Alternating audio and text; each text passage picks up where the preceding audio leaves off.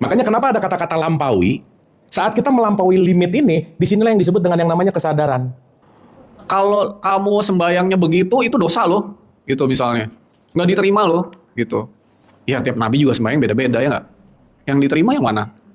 Apakah ritualnya atau sikap keterhubungannya gitu? Yang penting itu adalah sikapnya gitu. Kata-kata tuh udah nggak penting, gitu.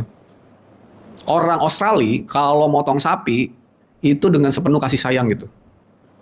Ya, ditembak dulu pakai angin, pingsan, sapinya baru dipotong. Dia nggak ada niatan mau menyakiti gitu. Meskipun nggak baca Bismillah gitu. Di kita Bismillah sapinya di darahnya buang selokan gitu. Jadi yang Bismillah yang mana?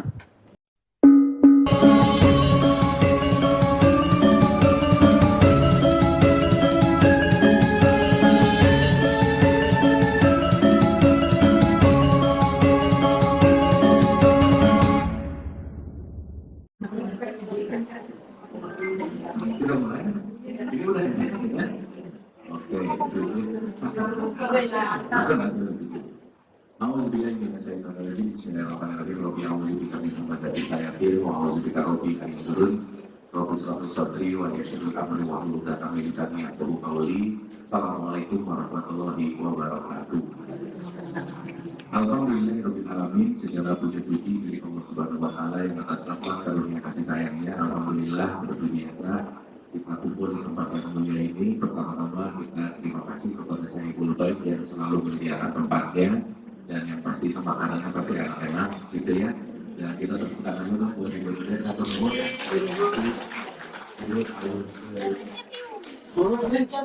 Sesuai hasil, tahun 10 bisa belajar bareng. Tukaran itu buat Pak Sony hadir juga, nanti Allah berkatnya betul.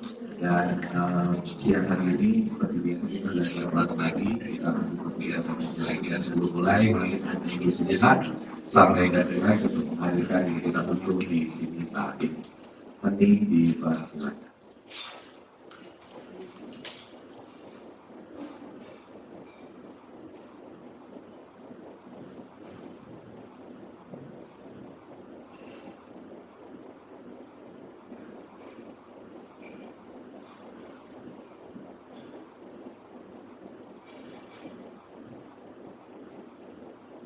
Al-Hadiyah Al-Fatihah Alhamdulillahirrahmanirrahim. Alhamdulillahirrahmanirrahim. Iya kan aku dua dia saat ini surat ladzina an'amta alaihim ghairil maghdubi alaihim. Amin, amin, amin ya rabbal alamin. Terima kasih senantiasa bisa hadir utuh di sini saat ini langsung mengajar. Dan siang hari ini ada request pembahasan kita di 2026 ini akan dimulai dengan basmalah. Mungkin pembukaan tahun sama seperti pembukaan Quran berbasmalah gitu ya. Dan juga ada kaitannya kemarin Bu Dida bilang untuk bicara tentang tasawuf untuk sekiri. Jadi sebelum masuk ini kita pemahamannya dulu begini, ibu-ibu. Kan pernah dengar kata sufi ya? Ya, pernah ya. Jadi kalau dari secara etimologi bahasa gitu, jadi saya bicara dalam konteks etimologinya dulu. Sufi atau tasawuf itu asal katanya sebetulnya dari sauf itu artinya wool. Wool itu bahan baju gitu. Jadi kalau pada saat itu orang-orang sufi itu pakai baju wool itu intinya adalah menyimbolkan kesederhanaan gitu. Jadi kalau dalam tradisi cabang Islam, itu dalam perspektif sufisme atau tasawuf itu sebetulnya ilmu yang berbicara tentang batin. Jadi kalau sering dengar ya mungkin ada syariat, gitu, tarekat, dan hakikat, gitu kan. Nah satu kesatuan ini sebetulnya kaitannya lebih kepada bagaimana batin yang diasah. Karena kalau kita bicara dalam konteks yang namanya sholat, misalkan sholat itu kan gerakannya ada, tapi tanpa batin yang berhubung itu sholatnya jadi tidak sempurna gitu. Makanya kalau dalam bahasa Quran itu disebut fawaidul musholin, celakalah orang yang sholat. Itu kenapa? Karena yang sering saya bilang, saat gerakan sholat dilakukan, sholatnya dia tapi spiritualnya nggak terhubung, itu namanya ilakes ya. latihan itu namanya cuma yoga, olahraga gitu intinya. Tentu makan gitu. Jadi kalau ngomongin tasawuf tuh ini kepada bagaimana pendalaman yang masuk ke ranah yang namanya batiniah gitu. Karena kita beragama terakhir khususnya dalam tradisi Islam itu selalu berbicara dalam konteks yang namanya ritual. Termasuk nanti kita akan mungkin sedikit bicara Ramadan, puasa, umroh, haji, dan itu kalau tidak melalui makar batin itu hanya dilakukan dalam konteks yang namanya tubuh fisik gitu. Sementara kalau kita bicara ilahi rojiun itu kaitan bukan hanya fisik dong, tetapi bagaimana batin kita yang bertumbuh. Dan jadi supaya bilang ini pembelajaran tasawuf itu gimana sih sebetulnya? Tasawuf itu everyday learning sih. Dan kalau ada kata-kata semua orang bisa menjadi sufi, dan sufi itu bukan berarti harus dibunuh gitu enggak sih ya sebetulnya. Tetapi kalau boleh pakai analogi sederhana, perjalanan menuju Tuhan itu seperti perjalanan naik ke gunung gitu. Jalannya udah ada, itu namanya syariat. Track-tracknya udah jelas, harekatnya ada di situ. Tapi menikmati setiap momen satu langkah, sepoi-sepoi anginnya, menikmati pemandangannya. Nah itu adalah lebih baik dalam konteks yang kalau kita tasawuf gitu. Nah rata-rata ibu-ibu banyak orang yang sibuk perjalanannya, tapi tidak menikmati perjalanannya gitu. Karena kayak cepat nyampe. Padahal tadi kita bahas bahwa sebenarnya nggak lebih sampai sih. Karena dalam konteks Quran itu sudah disebut fihat atau itu terjadi selama-lamanya dalam tanda petik dan ini secara dinamis. Dan sebenarnya yang hampir 10 tahun kita bahas itu kan ranah-ranahnya kayak banget tasawuf gitu ya. Jadi kita udah kalau sibuk ngomongin anak misalnya, bacaan apa misalnya, lembahnya gimana misalnya, bukan masalah hukumnya gitu. Tetapi lebih kepada pengembangan dalam konteks yang namanya spiritualitas. Nah, semakin spiritualitasnya matang dalam petik, dalam bahasa Quran itu juga sering disebut ya ayat Tuhan nafsul makin jiwanya semakin. Jadi kalau mulai dari segi jiwanya ada teman, berarti cuma efek pengajian gitu ya. Pengajian itu urusan syariat, teman jiwanya itu adalah spiritual serta tasawufnya. Itu sih kira-kira kalau mau bicara tentang konteks tasawuf. Nah, mungkin pembahasan basmalah kita siang kali ini juga saya rasa kita akan masuk ke dalam esensial hakikat gitu. Itu maksudnya di fakir tentang basmalah. Karena basmalah itu di awal Qurannya, ibu menyadari nggak Nabi Muhammad itu pertama kali dapat wahyunya apa? Iqra. Tapi kenapa Iqra nggak disebutkan di surat 1 ayat 1? Betul kan? Lalu ke surat 96 jauh banget. Kenapa pembukaannya justru 1 ayat 1-nya adalah Bismillahirrahmanirrahim, maka yang terakhir dalam konteks yang namanya Al-Fatihah. Dan Al-Fatihah, yang itu kita mendapatkan esensial Al-Fatihah khususnya basmalah bukan hanya dalam konteks ucapan, karena ada satu statement dari Rasulullah dan dari Nabi Muhammad yang sangat menarik. Tertolaklah amal seseorang ketika dia tidak berbasmalah. Nah, tidak berbasmalah ini bukan masalah Bismillah, Bismillah bukan itu sih sebenarnya. Karena Bismillah ini nanti akan sangat esensial sekali. Di situ ada kesadaran yang mendalam dan kita akan praktek pelan-pelan. Dan seperti biasa di tengah-tengah ada diskusi atau ada sesuatu yang mau didalami, itu kita langsung diskusi aja. Setuju? Jadi nggak usah pura-pura tahu kalau ada, kalau nggak ada mungkin aja, gitu ya. Intinya di situ. Oke, kalau begitu tidak berpanjang lebar, kita Bismillah ke doa. Silakan. Assalamualaikum warahmatullahi wabarakatuh. Terima kasih atas waktunya pemahamannya ini di fasilitas betul koordinasi judulnya waktu ya masalah Bismillahirrahmanirrahim itu kan kalau di dalam terjemahannya itu kan dengan nama Allah yang mengasih. Nah, kalau misalnya kalau kita bicara tentang Al-Fatihah gitu ya, itu ada 7 ayat yang diulang-ulang. Kalau di Quran kita bilang itu 7 ayat yang diulang-ulang. Saya mulai paham maka yang sampai Al-Fatihah. Nah, sebenarnya basmalah itu itu seharusnya tidak sekedar disesatkan, tapi seharusnya itu dipenuhi. Jadi kalau kita bicara eh,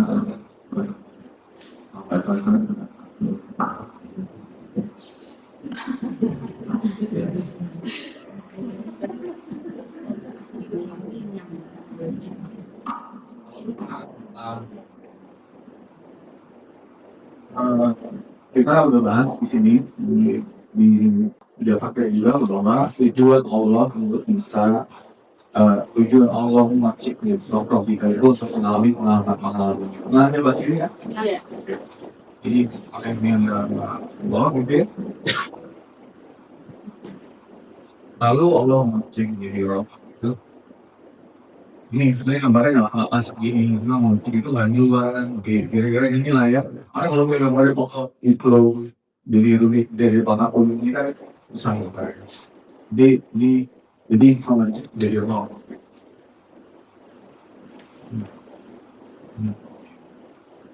Nah, kenapa Allah masih jadi kalau saya ulangi lagi bahwa Allah yang itu tidak terbatas, tidak ada sesuatu yang di luar Tuhan. Semua adalah di dalam Tuhan dan Tuhan itu dalam mengalami pengalaman sifat dan kesadaran diberikan di dalam Tuhan sehingga yang tadinya itu tidak wujud ya itu jadi wujud gitu. Jadi intinya misalnya sebagai contoh Allah disebut Maha Tahu. Di mana Allah disebut Maha Tahu kalau dia tidak mewujudkan sifat itu di dalam berada dirinya. Karena kan tidak ada sesuatu di luar Tuhan, jadi semuanya terjadi di dalam Tuhan kan. Misalnya sebagai contoh Allah disebut Maha Melihat. Buktinya apa? Buktinya ada roh-rohnya yang diberikan sifat atau diberikan sifat yang Maha Melihat. Sehingga Allah disebut bersifat Maha Melihat. Allah Maha Melihat, bisa melihat. Allah Maha Bicara, buktinya bisa bisa. Allah Maha Tahu, kita punya pengetahuan. Allah Maha Memaafkan, kita hidup di mana di dalam kehidupan kita itu ada kesalahan-kesalahan orang-orang siwa yang harus kita ingatkan. Sehingga sifat-sifat itu jadi wujud gitu. Nah, seluruh sifat Allah itu kalau dijadiin satu, disintesakan, sintesa ya, itu jadi satu. Jadi kayak warna itu kalau misalnya warna-warni macam-macam dijadiin satu putih kan. Nah, sifat-sifat Allah itu kalau dijadiin satu disintesakan, sifat itu namanya nasi. Atau Ar-Rahman ya. Kalau mau dibuka surat 5 ayat 6 ayat 54, 6 ayat 12, 17, 110 gitu ya. Surat 1 ayat 1 atau bismillah itu semua sifatnya adalah kalau disintesakan jadi satu adalah kasih sayang. Nah, lalu kemudian roh-roh ini memercik dari Allah menjadi roh. Untuk apa roh ini memercik? Ya, kita udah bahas berkali-kali bahwa ketika roh itu memercik itu disebut sebagai Adam gitu ya. Dan di surat 2 ayat 39 dikatakan bahwa dari Allah. Kenapa engkau menciptakan Adam gitu? Disebutnya kan menciptakannya. Sebenarnya itu nggak persis menciptakan sih. Kalau menciptakan tuh tadinya nggak ada, sekarang jadi ada gitu. Sebenarnya memercik yang benar. Kenapa engkau jadi Adam atau menciptakan Adam? Lalu Allah bilang, aku hendak mengajari Adam nama-nama gitu. Ya. Di situ dikurungin surat 2 ayat 39 nama-nama benda gitu. Padahal itu bukan nama-nama benda, tapi nama-nama Tuhan. Gitu. Jadi Adam ini, roh ini dipercikan itu di semesta ini untuk diajarkan nama-nama Tuhan. Coba kita buka ya surat 2 ayat 31. Oke. 2 Al-Baqarah ayat 31. Dan dia ajarkan kepada Adam nama-nama dalam kurung benda semuanya, kemudian dia perlihatkan kepada para malaikat seraya berfirman, sebutkan kepadaku nama semua dalam kurung benda ini jika kamu yang benar. Nah, jadi Adam itu, roh kita itu di dalam diri Adam kan udah berkali-kali kita bahas ya di sini. Adam tuh bukan sosok nabi, tetapi di dalam diri kita ada roh. Ini udah oke belum nih? Jadi Adam itu adalah roh di dalam diri kita. Bukan, hakikatnya bukan lagi ngomongin nabi sosok gitu, yang zaman dulu ya. Kan jadi aku 1, 2, 3, 4 gitu kan, berkali-kali kita ulang ya. Nah, jadi Adam itu adalah roh di dalam diri kita, yaitu roh kita itu yang memercik dari Tuhan ya. Jadi tadinya memercik dari Tuhan tuh artinya menjadi ada keterpisahan gitu, memercik dari Tuhan. Lalu tujuan si roh ini memercik jadi roh itu adalah untuk diajarkan nama-nama Tuhan gitu. Semuanya. Gitu. Bukan nama-nama benda ya. Jadi kayak di situ kayak diajarin Adam ini lo spidol gitu. Ini lo papan tulis, ini lo bangku gitu. Kayak ngajarin nama benda buat apaan? Nama-nama benda tuh bendanya dikurungin di situ. Sebenarnya diajarin nama-nama Tuhan gitu. Sifat-sifat Tuhan gitu ya. Nah, jadi tujuan Adam ada itu untuk diajarkan nama-nama Tuhan semuanya gitu. Semuanya. Gak cuma satu. Nah, maka Adam ini jadi Hawa gitu kan, atau aku 3. Ini kan aku 1 nih. Ini aku 2, ini aku 3 gitu. Adam dan Hawa diturunkan ke bumi. Bumi atau tubuh fisik tuh aku 4. Jadi tujuan dari Adam ini, kita ini hidup nih di semesta ini, menurut perspektifnya Tuhan gitu, adalah untuk diajari nama-nama Tuhan gitu. Jadi diajarin kan, cara pengajaran yang paling benar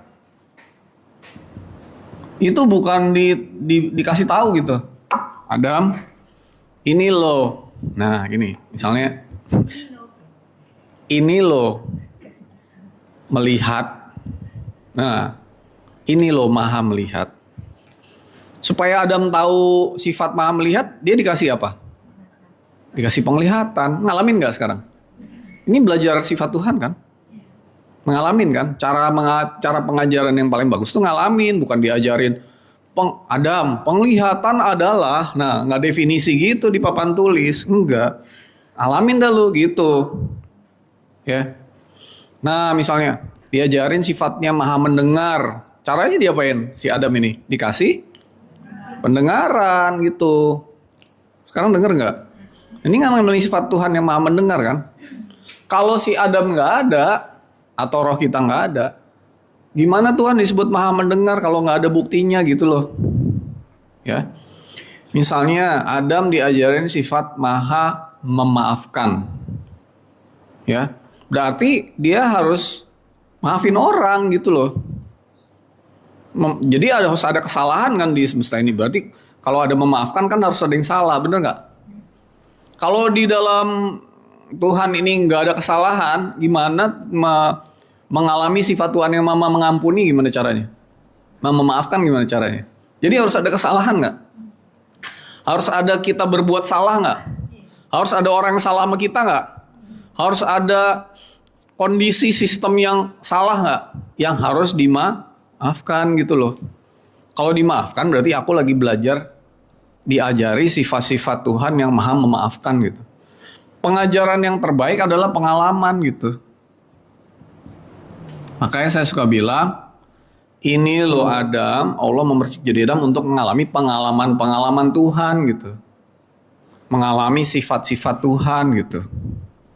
Mengalami kehendak-kehendak Tuhan gitu. Mengalami kesadaran dari Tuhan gitu. Atau cahaya gitu. Nah, jadi pengalaman-pengalaman ini harus dialami semuanya. Jadi sifat-sifat Tuhan harus dialamin semuanya. Sifat Tuhan maha hidup nggak? Nah, kita ngalamin nggak hidup? Sifat Tuhan maha mati nggak? Maha mematikan nggak? Kita akan ngalamin mati nggak? Udah pernah ngalamin sebelumnya? Udah. Udah pernah mati hidup tapi nggak sadar, benar nggak? Sifat Tuhan maha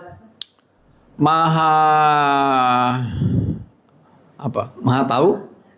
Kita punya pengetahuan. Sifat Tuhan yang mana lagi yang kamu sedang alami sekarang? Banyak sifat Tuhan mah, nggak cuma 99 gitu. Ya. Iya. Maha kaya, maha kuasa, maha adil, maha macam-macam gitu. Itu bukannya kita udah sih alamin hari-hari gitu. Benar nggak? Jadi hidup itu mengalami sifat-sifat Tuhan. Maha bijaksana, maha yang lain-lain semua. Nah, mengalami sifat-sifat Tuhan, itulah hidup dari perspektifnya Tuhan gitu. Nah, sekarang pertanyaannya gini, sifat Tuhan yang semua ini, semuanya kan, berarti kan nggak cuman 1, 2, 3, 4, 5 yang dicobain atau dialamin, harus semuanya kan? Makanya kita hidup, mati, lahir lagi, mati lagi, untuk ngalamin semua gitu loh. Nggak cukup satu hidup itu, nggak mungkin. Kan sifat Tuhan nggak ada batasnya. Betul nggak? Nah, tapi semua sifat Tuhan ini kalau disintesa, dia apa tuh? Sintesa tuh diapain? Dijadiin satu, gitu jadi satu, semuanya ini jadi satu. Ini sintesanya ini gitu loh, gitu. Semua sifat Tuhan kalau dikompres jadi satu, itu hanya satu sifat, yaitu kasih sayang. Nah, sekarang pertanyaannya, kita hidup, kita ngalamin, kita melihat, kita mendengar, kita bernapas, kita ngapa-ngapain, masak, ngapain, kerja, segala macam itu lagi ngapain gitu. Nggak sadar kan bahwa itu sedang ngalamin sifat-sifat Tuhan? Hah? Sadar nggak sebelum diingetin begini? Hidup mah hidup aja, bener nggak? Hari ini gue mau ngapain ya? Gini, rencana sendiri dan sebagainya gitu kan? Iya. Padahal itu nggak gitu kalau dari perspektif Tuhan.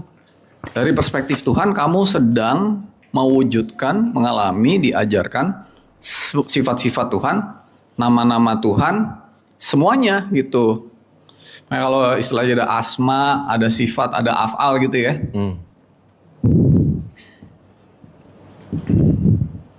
Asma tuh nama. Di dalam nama tuh ada sifat. Ada sifat, misalnya gini. Kalau kita sebut Abu Marlo, apa yang terlintas?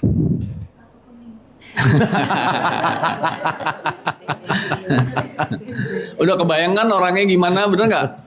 Iya. Yeah. Jadi di balik nama tuh ada semua qualities gitu, kualitas. Nah, di balik nama Tuhan itu ada kualitas ketuhanan gitu. Kalau bahasa Inggrisnya itu divine qualities. Gitu. Misalnya gini. Tuhan maha melihat nggak? Penglihatan Tuhan sama penglihatan kita beda nggak? Jauh nggak? Tuhan bisa ngelihat yang detail yang kita nggak lihat nggak? Tuhan maha tahu nggak? Pengetahuannya kita sama pengetahuan Tuhan beda nggak? Hah? Beda. Pengetahuan Tuhan tuh terbatas apa enggak? Pengetahuan kita? Nah.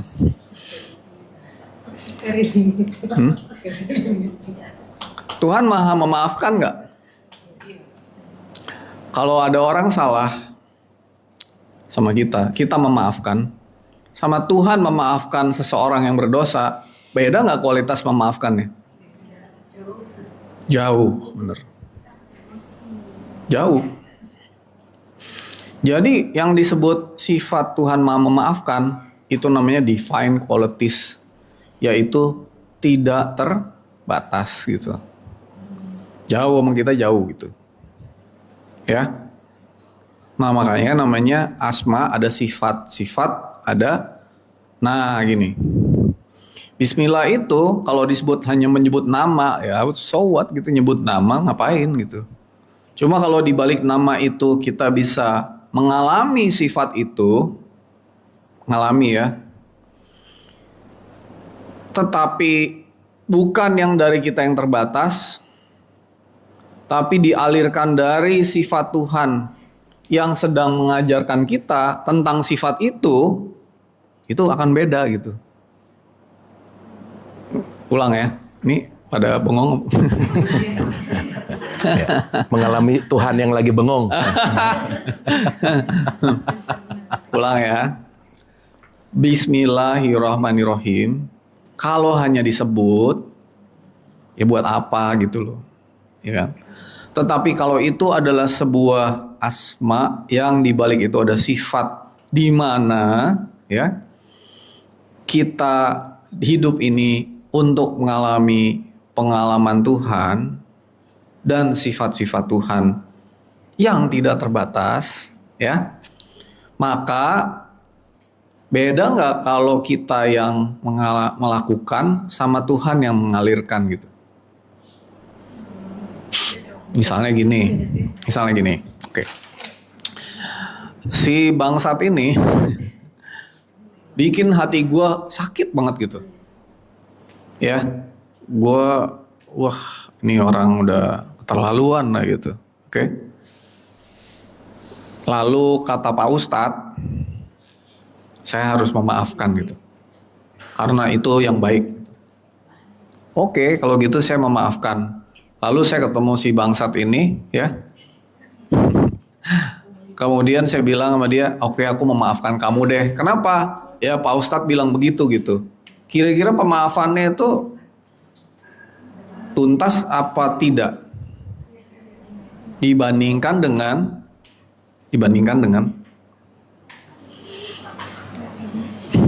saya mengatakan basmalah dengan sifat Tuhan ya, yang dialirkan kepadaku saat ini, menggunakan seluruh diri dan keberadaanku hanya untuk mengalami sifat Tuhan yang Maha memaafkan, supaya aku diajarin, ini loh sifat Tuhan yang memaafkan tuh harusnya begini nih, menggunakan diri dan keberadaanku ini untuk dialirkan dan digunakan Tuhan memaafkan si bangsat, ya.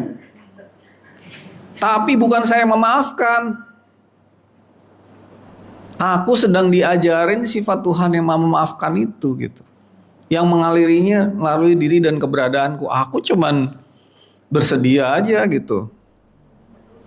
Nah, biarlah Tuhan yang memaafkan kamu melalui diriku gitu. Karena aku ini terpercik dari Tuhan untuk ngalamin sifat-sifat Tuhan. Termasuk sifat yang Maha memaafkan. Kira-kira pemaafannya bisa seperti apa dibanding yang tadi? Tuntas gak? Sedikit legowo. Coba di-rewind. Kurang. Diri lagi.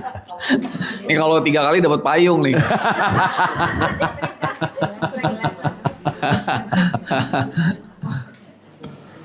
Kualitasnya beda sih. Ya. Kualitas memaafkannya beda. Karena dari perspektifnya Tuhan, si bangsat ini hadir di hadapan kamu supaya kamu dipakai Tuhan untuk diajarin sifatnya yang Maha memaafkan gitu loh. Tapi bukan yang dari kamu, tapi yang dari Tuhan. Karena itu menjadi pengalaman Tuhan untuk memaafkan melalui kamu gitu. Jadi siapa yang disuruh kamu maafin orang? Kamu gak disuruh maafin orang. Kamu tuh mau dipakai Tuhan untuk mengalami sifatnya Maha memaafkan. Sehingga ada orang salah sama kamu. Yang kamu sebut bangsat itu gitu. Tapi kalau Dengan banyak, ad- kalau banyak banget bangsatnya gimana Mas? Ya sebut aja yang satu bangsat, satu kampret, satu apa, beda-beda gitu. Kalau banyak. Jadi sebenarnya si bangsat ini bermanfaat nggak buat kamu? Iya, untung ada dia. Kalau enggak, gue nggak ngalamin ini nih yang memaafkan. Nih tuh gue jadi belajar. Bukan gue loh yang maafin dia, terbatas gue. Tapi sifat Tuhan yang memaafkan itu yang ngalir, yang pakai diriku untuk maafin kamu gitu. Lalu aku bisa doain kamu, berbuat baik sama kamu. Aku bisa doain kamu kayak aku doain anak-anakku di rumah gitu misalnya. Kayak doain suamiku gitu. Padahal si bangsat itu suaminya juga ya, gimana ya.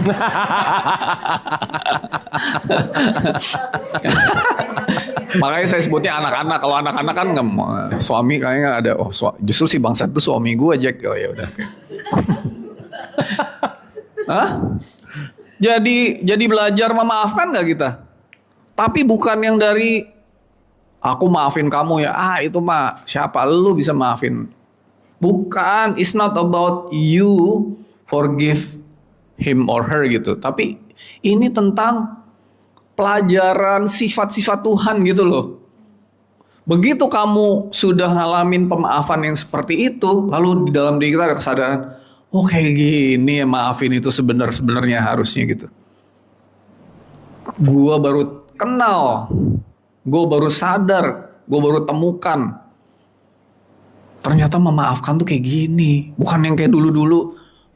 Oke, maafin ya, gitu.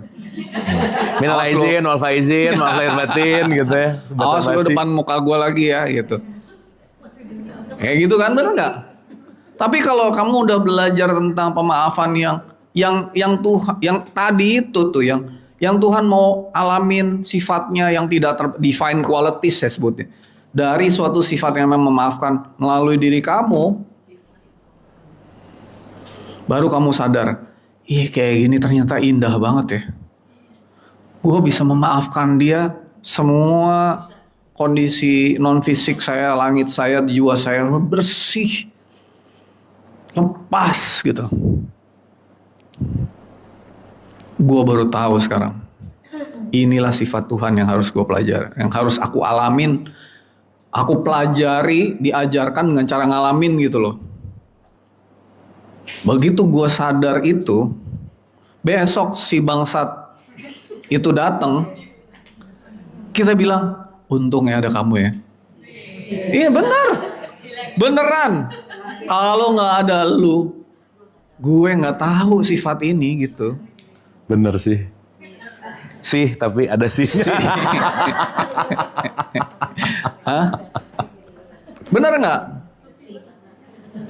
Loh iya dong. Maka Tuhan mengizinkan ada bangsat di semesta ini gitu. Iya kan? Tuhan mengizinkan banyak bangsat, banyak banget. Iya dong. Kalau enggak gimana caranya mau ngajarin itu? Lalu si bangsat itu bilang, kok lu bisa maafin gue ya? Lu kena, are you on drugs? Lu lagi narkoba ya pasti. Kok lu bisa kayak gitu? Oh bukan gue yang maafin. Gue cuma dipakai Tuhan untuk mengalami af'al. Af'al itu artinya Tuhan yang melakukan. Gitu. Bukan saya yang ngelakuin gitu. Keren gak kayak gitu? Lalu si bangsat itu besoknya ada lagi nongol namanya kampret. Sorry Jack, gue udah belajar sifat Tuhan yang kemarin. Jadi lu gue maafkan. Tapi bukan gue yang maafin. Lu kampret, gue maafin lu. Nah, gue dipakai Tuhan untuk udah. Terus kita bilang gini, sebelum lu ngelakuin kesalahan itu ke gue aja udah gue maafin kok gitu. Udah gue doain kok. Sebenarnya Tuhan maafinnya sampai kayak gitu loh. Kesalahan itu sudah dimaafkan sebelum dilakukan. Jadi kita bisa bilang sebelum lu lakuin itu maafnya udah ngalir, gue udah maafin lu gitu. Kok cie? Beneran ya, beneran. Beneran, sekali kamu udah kenal sifatnya itu, kemana-mana tuh kamu udah bisa udah namanya juga tahu, udah ngalamin dong. Jadi maafin yang kemarin itu udah culun gitu, maafin yang dari kita ke orang itu mah udah lewat gitu. Nah gitu. Dan itu divine qualities tuh tidak terbatas. Jadi besok kita bisa maafin orang dengan lebih lepas lagi, lebih bagus lagi kualitasnya terus menerus. Karena Tuhan mau ngamannya lewat kita, itu tergantung kebersediaan kita untuk nerima itu loh, sifat itu loh. Bukan karena Tuhan ngasihnya kayak dicicil gitu, nggak. Kamu bersedia nggak? Kalau misalnya kamu bisa bersedia seutuhnya gitu, sekali ketemu bangsat, udah kamu dapat pengalaman itu gitu loh. Nanti kamu mau hidup lagi mau kemana-mana, kamu udah punya kesadaran sifat itu gitu. Ngerti nggak maksudnya? Apakah sama dengan orang yang ibaratnya memaafkan itu karena pengen move on aja, udah males lah urusan ini, pengen move on aja. Ya kan, makanya saya bilang namanya sifat Tuhan itu tidak terbatas, grade-nya mulai dari 0 sampai nggak terbatas kan. Masa lu mau belajar di level TK melulu? Tapi level TK itu pasti dari pikiran kita. Yang kita harus pelajarin ada yang dari dialirkan dari Tuhan, Tuhan yang melakukan. Af'al itu artinya perbuatan. Waktu maafin tuh Tuhan yang maafin. Gue mah nggak. Kalau kita bilang, kayak nggak mungkin deh gue maafin kayak gitu. Emang nggak mungkin. Susah deh gue maafin. Emang bukan susah, impossible. Kalau orang ini kayak Nabi Isa bilang, kalau kasih pipi kanan, kasih pipi kiri gitu, misalnya gitu. Itu kan kayak orang nggak masuk akal kan. Tapi pemaafan itu tuh, itu sifat Tuhan yang harus dialamin. Dan hidup itu tentang ngalamin itu tiap hari gitu. Ngerti gak maksudnya? Nah, bismillah itu mau yang mana? Coba ngomong. Atau kan saya tadi bilang, seluruh sifat Tuhan kalau dikompres jadi satu jadinya kasih sayang kan. Ya kan? Nah artinya Tuhan itu mau mengalami sifat yang maha pengasih, maha penyayang tuh lewat roh-rohnya gitu loh. Lewat kita nih masing-masing gitu loh. Lewat semua yang dilakukan, dilihat, diapain tuh dialirin, diajarin sifatnya maha pengasih lagi maha penyayang. Gitu. Jadi kalau misalnya ada kayak orang yang kasih banget, yang menolong, yang mendoakan, memaafkan,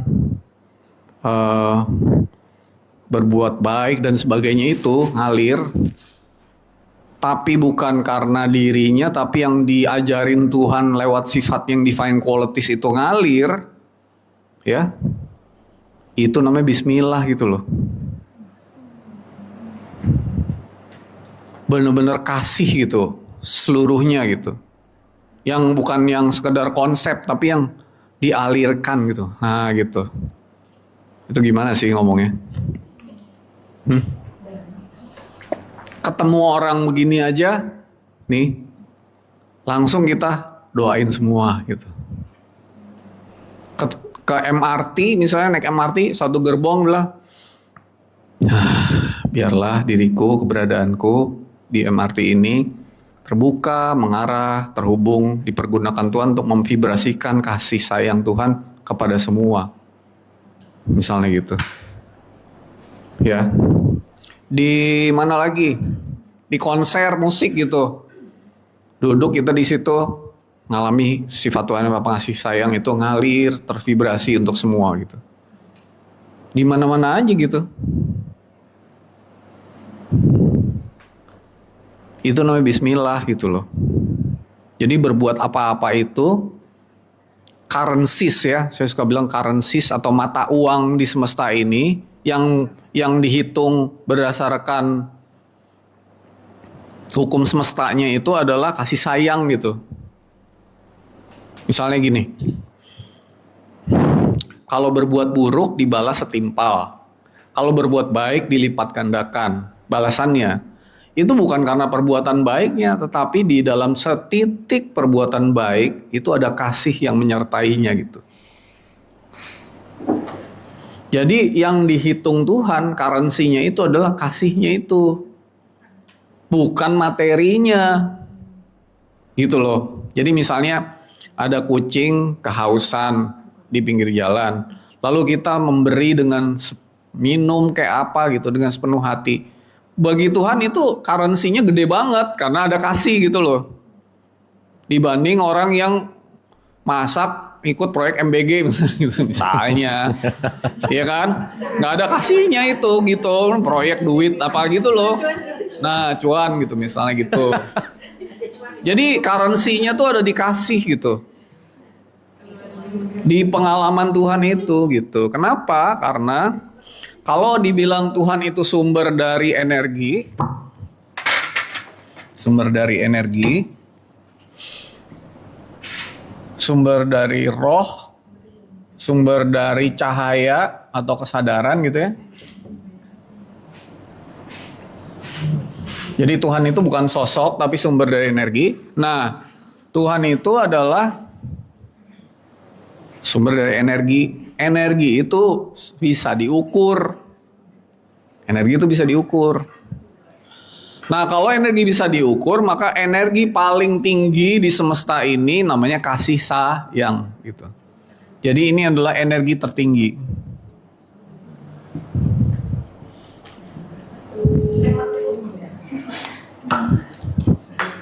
Jadi kalau misalnya ada kemarin misalnya ibu-ibu yang punya anak mentally retarded gitu apa? Keterbelakangan cacat, special need. Lalu dia bilang aku udah deh aku mau karirku stop, misalnya dia jadi direktur apa gitu. Aku mau mendedikasikan hidupku untuk rawat anak gitu.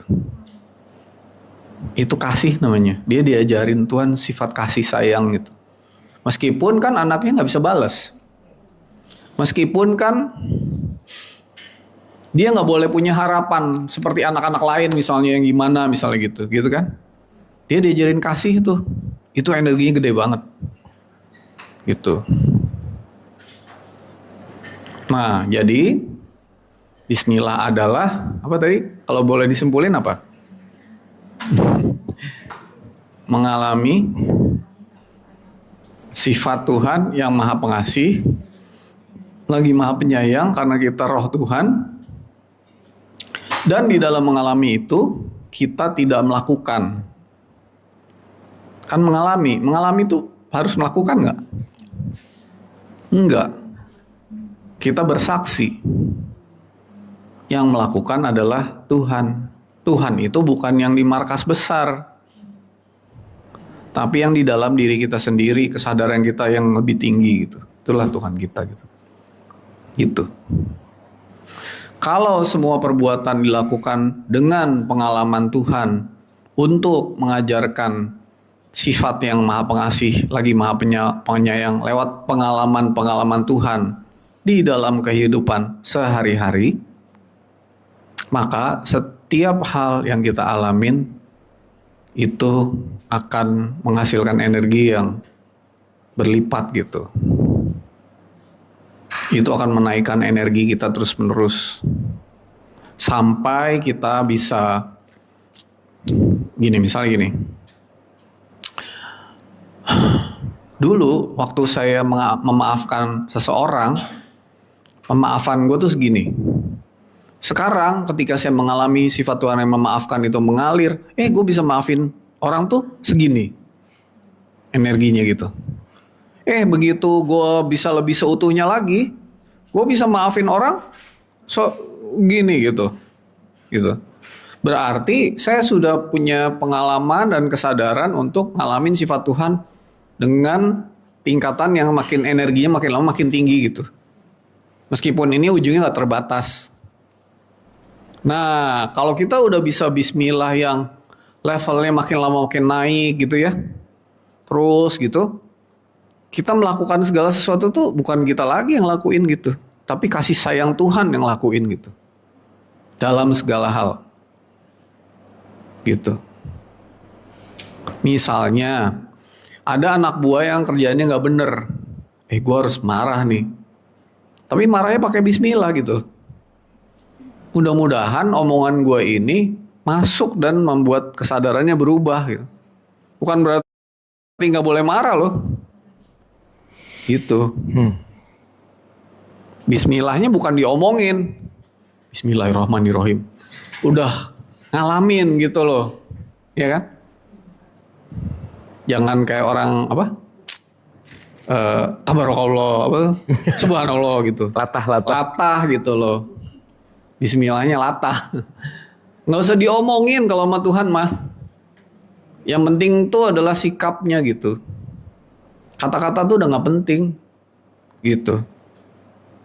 Orang Australia kalau motong sapi itu dengan sepenuh kasih sayang gitu. Ya, ditembak dulu pakai angin, pingsan, sapinya baru dipotong. Dia nggak ada niatan mau menyakiti gitu. Meskipun nggak baca Bismillah gitu. Di kita Bismillah sapinya darahnya buang selokan gitu. Jadi yang Bismillah yang mana? Gitu. Yang baca apa yang ngalamin gitu. Tapi karena orang Australia mau jualan sapi di Indonesia, jadi dibuatlah toa. Ada rekamannya. Bismillahirrahmanirrahim. Supaya kalau ada majelis ulama datang, wah ini halal gitu doang. Jadi kayak apa sih ini sebenarnya gitu. Dia udah bener-bener begitu gitu. Tapi buat market ya, supaya market baru dilabelin halal tuh harus ada omongannya. Jadi pakai itu, pakai wah gitu. Bismillahirrahmanirrahim gitu. Kayak kaset rusak aja tuh. Sama kayak kita juga. Bismillahnya kayak kaset rusak. Nggak bener-bener mengalami pengalaman sifat Tuhan yang Maha Pengasih, Maha Penyayang itu. Mungkin itu Kang Abu pendahuluan nih. Oke, thank you. Tepuk tangan dulu dong. Iya, baru pendahuluan. Oke, saya mungkin nambahin dikit aja ya supaya ada perspektif gitu. Oke, ini udah oke banget. Tapi ini udah oke ya, ibu-ibu ya, paham ya. At least kita punya jawaban sementara kalau ada pertanyaan, kenapa sih kita eksis gitu.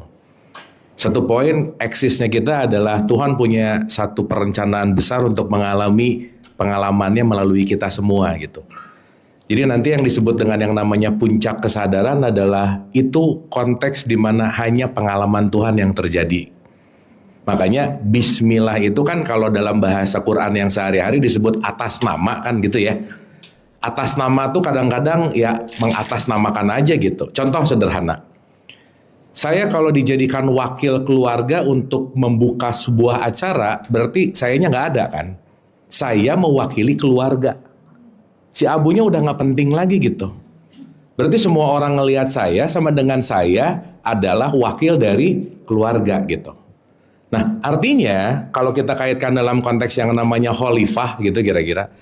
Kan Allah di dalam Al-Quran banyaklah di surat 2 ayat 30, di surat 38, banyaklah pokoknya ya. Kalimatnya bahwa aku hendak menjadikan khalifah di muka bumi, fil ard gitu. Fil ard itu tadi udah bahas bahwa konteksnya adalah bumi itu kan ini. Jadi kalau bahasa konteksnya kita menyadari bahwa segala bentuk apapun yang terjadi pada kita hanyalah untuk mengalami pengalaman nama-nama Tuhan. Dan benar banget tadi kata Mas Sony bahwa semua konteks yang namanya nama-nama ini hanya akan bisa kita benar-benar yakin setelah kita mengalami gitu. Jadi kita bisa mengalami memaafkan saat kita bisa memaafkan dan mengalirkan gitu intinya. Makanya kenapa bahasanya tertolaklah amal seseorang ketika tidak berbasmalah, karena saat tidak berbasmalah bukan pengalaman Tuhan gitu kira-kira. Itu mau-maunya kita gitu intinya. Keinginannya kita, ekspektasinya kita, di mana semua konteks kalau didasari oleh keinginan dan mau-mau pasti ujungnya kecewa aja udah gitu. Makanya rata-rata orang kembali ke basmalah yang sejati setelah dia mengalami penderitaan-penderitaan yang panjang gitu intinya. Setelah dia mengalami kebuntuan-kebuntuan baru dia bisa masuk ke dalam konteks yang namanya berbasmalah tadi gitu intinya. Oh iya, salah satu caranya begitu gitu. Karena balik lagi ya, saya kasih analogi begini, ibu-ibu. Ini udahlah ya. Oh, mau difoto dulu boleh, Bu? Iya. Siap. Oke, aman. Jadi gini ceritanya. Ini habis ini ada diskusi open ya, kita dalemin sedikit.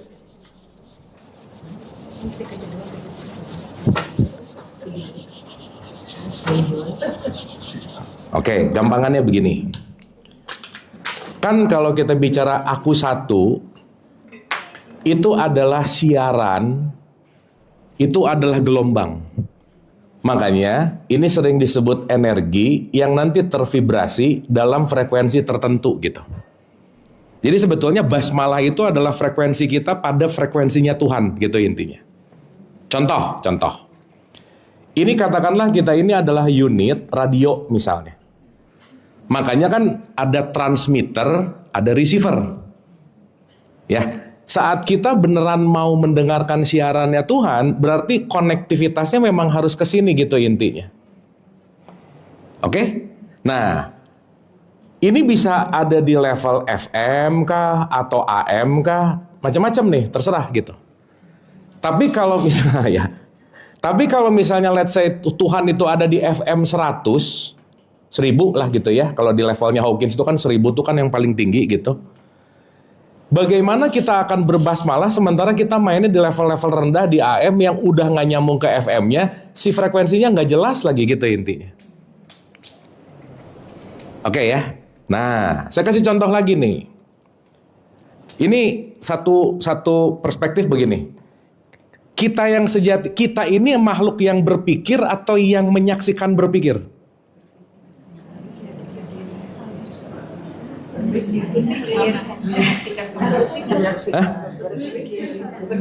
Kita ini berpikir atau menyaksikan pikiran yang mana?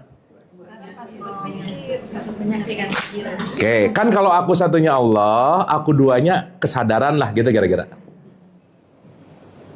Yang mikir tuh di aku dua nggak? Enggak dong, di aku tiga. Jiwa ada di sini.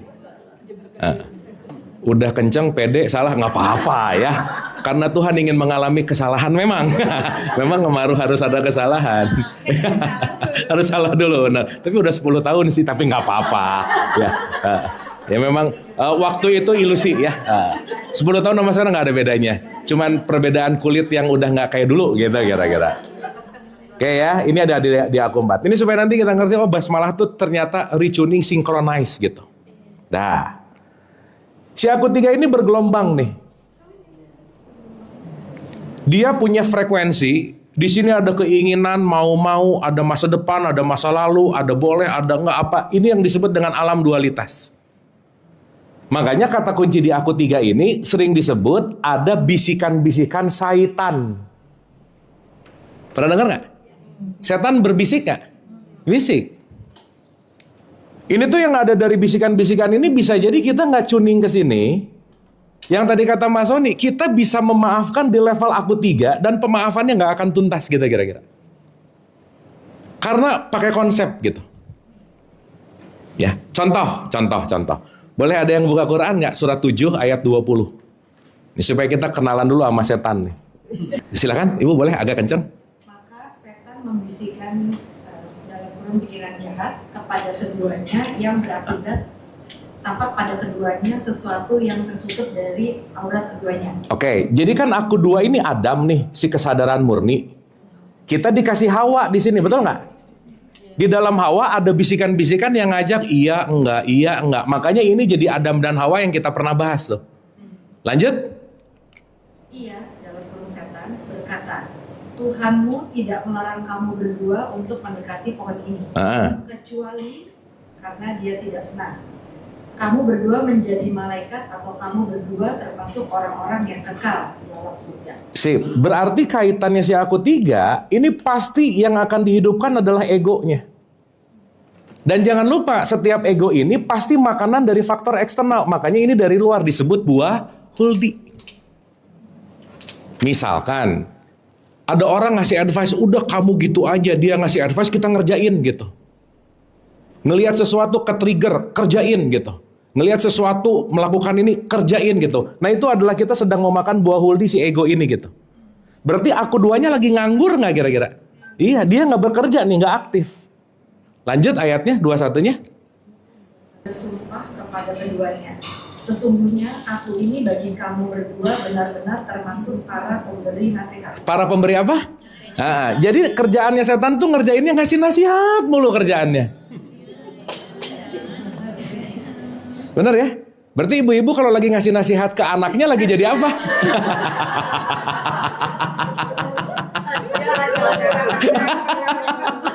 Iya dong. Karena keinginan menasihati berarti di sini ada rasa bahwa aku lebih baik dari dia, betul nggak? Betul nggak? Makanya hal-hal seperti ini maksudnya gak bisa dinasihati. Makanya Bu, maaf ya, puluhan ceramah, ratusan nasihat gak akan ngerubah apa-apa. Gak ada orang yang berubah karena sering dikasih nasihat tuh gak ada. Kenapa? Karena ini semua perlu menjadi yang namanya pengalaman. Jadi kalau tadi dibilang bahwa it's okay lah ya, pokoknya yang penting gua nggak ngelihat mukanya lagi, yang penting jauh, pokoknya maafin dulu aja. Bisa jadi di sini nih, tapi good start. Good start. Makanya kalau ada bahasa letting go, kenapa kita perlu letting in dulu, baru letting go? Kalau bahasanya Mel Robbins, let them, biarin, terimalah semua luka maka kamu akan menerimanya gitu. Nah, dalam perspektif ini, nih, yang tadi ada nasihat A, nasihat B, nasihat C, datang dari aku tiga nggak kira-kira? Iya dong. Maka saat si aku tiga ini diistirahatkan dalam tanda petik, gelombangnya diberesin dalam tanda petik, kita tidak bermain-main lagi di level yang rendah, tapi kita masuk ke gelombang yang tadi Mas Sony bilang, yang tertinggi disebut dengan yang namanya kasih. Karena sekaligus sadar juga si bangsa tadi ya, ibu-ibu jangan lupa ya, semua yang datang ke kita, magnet penariknya tuh ya kita gitu. Gelombang tuh bisa disebut aura juga kan? Aura, iya. Aura. Kasih.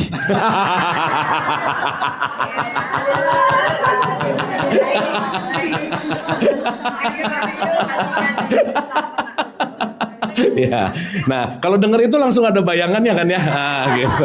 Tapi nggak apa-apa juga sih, gitu ya intinya.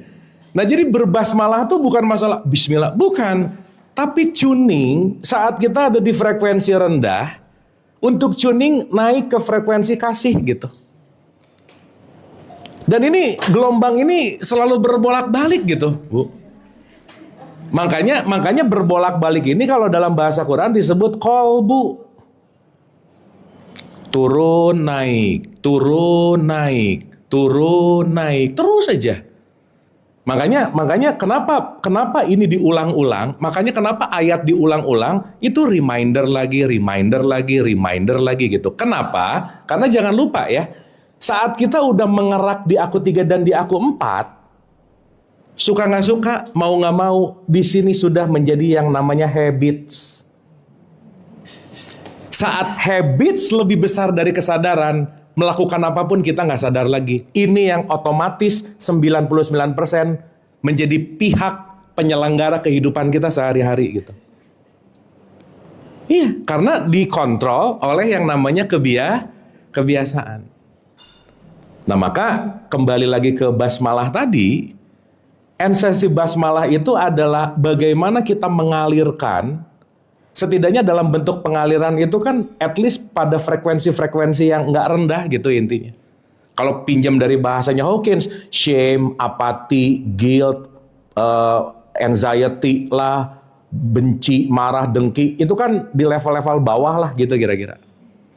Makanya kenapa kata kunci mau menuju basmalah yang oke gitu, nggak bisa enggak, pintu gerbangnya adalah menerima, acceptance.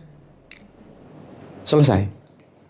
Jadi nggak mungkin ada nggak mungkin ada kasih tanpa ada yang namanya penerimaan. Dan penerimaan ini perlu ada pengetahuan dulu nggak kira-kira? Iya, makanya disuruh pakai akal kan. Oh, kenapa sih orang nyebelin ini datang? Di puncaknya ngerti banget ya. Kalau nggak ada dia, aku nggak mungkin mengalami bagaimana sifat Tuhan yang memaafkan gitu. Oh, kenapa kerugian ini datang? Oh, kalau nggak ada ini, aku tidak mengalami semua konteks yang namanya ingin dialami dalam bentuk pengalaman rugi. Nah, yang melabelkan baik, buruk, rugi, itu kan semua konsep di sini gitu. Betul nggak? Padahal yang terjadi sama diri kita kan semuanya hanya konsekuensi gitu. Contoh nih, hukumnya begini. Pernah lihat pendulum, ibu-ibu? Kalau pendulum dia ada di sini, dia akan swing. Kalau di sini katakanlah 10 derajat, dia akan swing ke sini 10 derajat juga pasti gitu. Dan semesta itu akan narik ke titik keseimbangan di titik tengah di sini.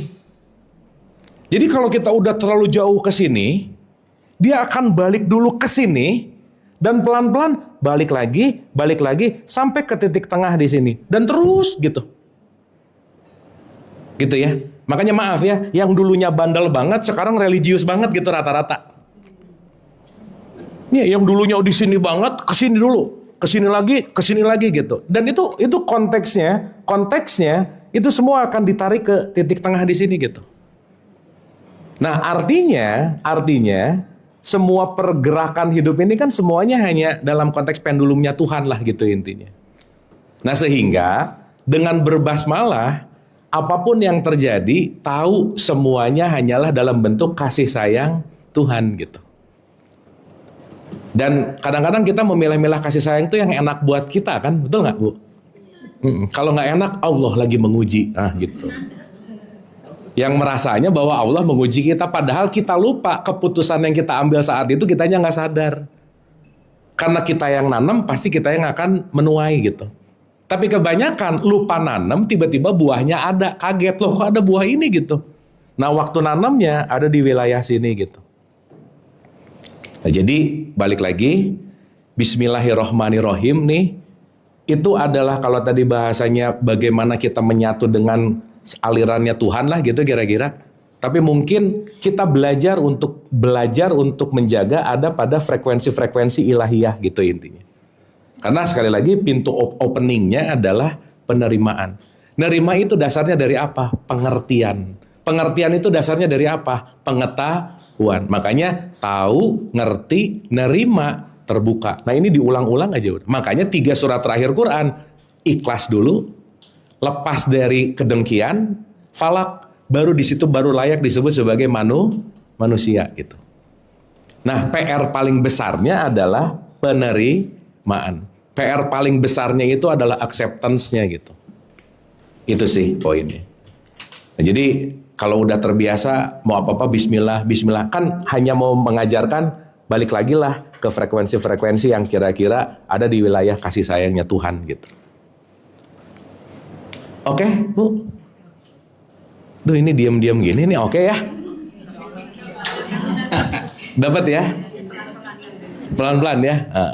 Tapi yang jelas kita perlu sangat waspada terhadap bisikan-bisikan ini gitu. Bisikan ini tuh subtle banget. Tipis banget.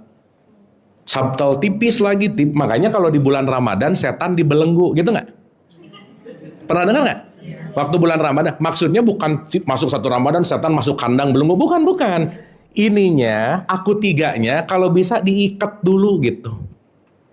Dalam tanda petik dijaga supaya ininya hadir. Supaya kita tuh terhubung ke radio Tuhannya tuh anytime. Ngomong-ngomong, kalau radionya mati, siarannya mati nggak? Kalau radionya off, siaran tetap ada nggak? Maka siaran Tuhan tuh 24/7/365. Cuman si receivernya aja nggak pernah connect ke transmitter gitu. Kenapa? Sibuknya di sini terus nih. Nah makanya kalau ininya udah mulai gejolaknya nggak terlalu tinggi, kalau boleh digambarin pakai gunung, kalau ini ada gunung, di sini pasti ada gambarannya. Di sini pasti ada cerminannya, betul nggak? Kenapa gunung bisa tercermin dengan indah di bawahnya, di sungainya? Karena sungai ini dalam keadaan tenang. Maka saat jiwamu tenang, Tuhan menampak gitu. Ini yang nanti disebut sebagai the imago Dei. Image-nya Tuhan, kalau ini adalah Tuhannya, ini adalah kitanya, dia akan menampak 100% saat si jiwa ini dalam keadaan tenang. Nah, jadi benar tadi kata Mas Soni, bismillah itu bukan masalah ucapan, tapi adalah intention kita, atau lebih kepada konteks apa sih vibes yang mau kita keluarin gitu intinya. Dan yang mengontrol ini semua kan kita ya. Dalam artian aku mau ada di mana pilihan gitu intinya. Nah saat naik di basmalah kitanya udah gak ngapa-ngapain gitu. Jadi memaafkannya itu udah gak ada alasan. No reason lagi, bukan masalah udah gak mau ini apa, udah ikhlas gitu. Lepas dan lepas gitu. Itu sih pada dasarnya. Nah, jadi kenapa basmalah ini sangat powerful banget gitu. Karena si kalau dipinjam dari beberapa perspektif ya, 6.236 ayat Quran itu kalau di squeeze itu cuma 7 ayat Al-Fatihah. Jadi Al-Fatihah itu intisarinya. Al-Fatihah kalau di squeeze itu cuma 1 ayat 1, basmalah aja udah. Jadi kalau basmalahnya oke, se-Quran raya itu sebetulnya kita lagi melakukan gitu intinya. Makanya ini disebut sebagai the mother of book gitu, ibu dari Quran. Makanya kata kunci dari konteks berbasmalah ini sekali lagi kenapa kalau dalam fikih sholat ya yang paling wajib dan yang wajib sih sebenarnya sholat itu cuma baca Al-Fatihah loh, kan membuka gitu sebetulnya. Sisa-sisanya kan sebetulnya tambahan aja gitu. Nah cuman balik lagi ini semua bukan dalam hanya asma yang diucapkan, tapi dalam rasa yang kita langsung alami gitu. Jadi kalau kita, ya ini paling enak contoh-contoh yang nyebelin sih, kalau yang happy-happy mah udah aja lah ya. Ya derita lah apa. Sedikit aja mindset bahwa penderitaan ini adalah jalan bagaimana kita mengalami untuk itu, setidaknya akan lebih mudah untuk bisa letting go-nya gitu intinya. Sip ya? Oke? Oke nggak ini? Oke-nya insya Allah nih. Oke, saya rasa pemaparannya ini dulu. Mungkin ada feedback, ada pertanyaan atau apa yang... Oh sorry mas. Masih nyala ya? Ada yang lucu nih. Jadi kalau kita mau dapat kenikmatan, ketenangan, kebahagiaan yang sempurna, itu perlu cinta kasih kan?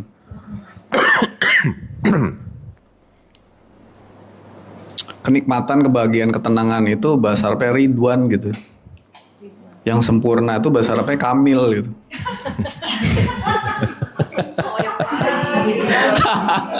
Jadi itu perlu cinta dan kasih, nggak cuma satu gitu. Jadi perlu dua-duanya kira-kira gitu. Ada yang mau nanya? Iya benar, dari cerita itu kita jadi tahu gitu loh. Nggak cuma perlu cinta tapi perlu kasih juga. Jadi kalau cinta doang kurang sih sebenarnya. Ada pertanyaan dari ini? Bukan yang terakhir ya itu. Tadinya mau nanya kronologis. Tapi kita jadi nggak sibuk loh ngelihat kehektikan itu kalau pakai basmalah ya udah lewat aja kan. Kan gitu. Silakan teh. Baca. Pakai mic deh supaya kedengaran. Punten. Takut. Jadi nyanyi deh. Aku pernah baca bahwa otak itu manusia itu memang didesain untuk punya sinyal atau untuk membuat dirinya itu nyaman gitu loh. Jadi bisikan syaitan itu sebenarnya cara kerja otak. Apakah itu benar? Maksudnya kan ada saintis, ada agama narasinya tuh berbeda gitu loh. Ketika agama membilang itu adalah bisikan syaitan, tapi secara saintis itu adalah cara kerja otak. Tuh. Di mana gitu ya? Oke. Mungkin Mas sebagai setan boleh jawab dulu nggak? Sebagai setan. Masih sih. Itu dulu. Sekarang tetap. Jadi sebenarnya pikiran itu didesain untuk survive, hidup dalam hidup ini gitu. Jadi nggak didesain untuk tahu hal-hal yang lebih tinggi daripada itu gitu. Buktinya pikiran di otak ya. Buktinya setiap hidup kita dikasih otak yang baru gitu. Jadi bukan otak yang lama. Berarti kita lupa tuh kadang-kadang sama hidup-hidup yang sebelumnya atau gimana lupa. Karena dikasih otak yang baru lagi, pikiran yang baru lagi. Meskipun flavor dari jiwa yang sebelum-sebelumnya itu sedikit banyak mempengaruhi gitu. Misalnya sebagai contoh gini, ada anak yang dari kecil dia bakat main piano gitu. Itu pasti ada memori di jiwanya yang ngikut gitu. Begitu diajarin sebentar, dia langsung jago gitu. Dan kita karakternya kan beda-beda semua. Ada yang bakat ini, bakat itu, karakternya begini, begitu kan beda semua. Jadi flavor dari jiwa itu dia ngikut. Meskipun dia nggak sadar. Sebenarnya itu bisa diakses dengan sadar gitu. Nah, pikiran otak itu cuma buat surviving. Misalnya sebagai contoh, hari ini gue mau pakai baju apa ya? Pakai baju inilah. Itu pakai otak aja, nggak usah sampai bentar ya. Dulu meditasi dulu gitu, nggak usah gitu. Jadi didesain untuk surviving gitu. Nah masalahnya sesuatu yang didesain untuk surviving ini salah kamar gitu. Dia menciptakan konsep-konsep yang nggak seharusnya gitu. Jadilah dia menciptakan Tuhan menurut pikirannya, menciptakan agama, menciptakan misalnya gini. Ini tapi direkam sih ya, nggak enak juga ngomong direkam. Apa matiin aja? Kalau kamu sembayangnya begitu, itu dosa loh. Gitu misalnya. Nggak diterima loh. Gitu. Ya tiap nabi juga sembayang beda-beda ya nggak? Yang diterima yang mana? Apakah ritualnya atau sikap keterhubungannya gitu? Itu misalnya. Itu kan pikiran yang menciptakan. Biarlah kita hidup di dunia ini dalam keadaan sengsara, menderita. Yang penting nanti di akhirat hidup kita bahagia. Itu pikiran. Dari mana lu dapat konsep kayak gitu? Gitu. Umat Islam itu memang di dunianya menderita. Nanti di akhiratnya berbahagia di surga gitu. Pikiran itu. Nah ini Bang Dame. Nah, ini setannya datang nih. Wah ini. Pecinya keren banget. Bang Dame udah convert apa gimana enggak? Kita dari tadi bercanda mulu nih. Itu pikiran. Jadi jangan sampai salah kamar gitu. Yang yang otak yang mana, yang jiwa yang mana, yang roh yang mana, nanti aku satu yang mana. Nah, pelajaran dari Harun dan Musa gitu ya. Harun itu esensinya adalah intuitif Musa itu adalah intuitive mind, pikiran intuitif, pikiran dalam kesadaran yang lebih tinggi yang udah ketemu Tuhan gitu. Kan Nabi Musa ketemu Tuhan kan? Ya kan? Harun itu bahasa Arabnya Aaron atau bahasa Inggris itu Aaron, Harun, Aaron itu artinya gunung gitu. Gunung itu artinya pikiran kamu. Makanya kata Allah di Quran, kalau kamu mau lihat Tuhan, hancurkan, biarkan gunung itu pada tempatnya, kata gitu. Dan kalau dia hancur, baru kamu bisa ngeliat Tuhan. Itu maksudnya bukan gunung pada tempatnya tuh lagi jalan-jalan gitu loh. Wah, tapi itu jadi jangan. Bukan gitu. Jadi pada tempatnya dan hancur, baru kamu bisa lihat Tuhan. Nah, gunung itu simbolnya adalah Harun. Makanya Harun ikut Musa apa Musa ikut Harun? Hah? Yang suruh ngikutin Musa tuh Musa suruh ngikutin Harun apa Harun suruh ngikutin Musa? Harun harusnya ngikutin Musa. Hakikatnya berarti apa? Pikiran mengikuti kecerdasan. Musa itu artinya kecerdasan yang sudah bertemu dengan Tuhan gitu. Ini ngomongin bas Gitu. Jadi itu hakikat cerita yang bagus. Harun disuruh ngikutin Musa. Musa ketemu Tuhan gitu. Jadi pikiran jangan dilenyapkan gitu. Tapi harus ditaklukkan, mengikuti yang tertentu. Makanya kalau kata Einstein apa? Intuitive mind is a sacred gift from God. Rational mind is a faithful servant. We are living in a society that follow the servant, obeying the gift gitu. Pikiran intuitif itu pemberian suci dari Tuhan. Pikiran rasional itu hamba yang mengikuti. Tapi kita hidup di masyarakat yang menjadikan si hamba jadi tuan, yang tuan jadi hamba gitu.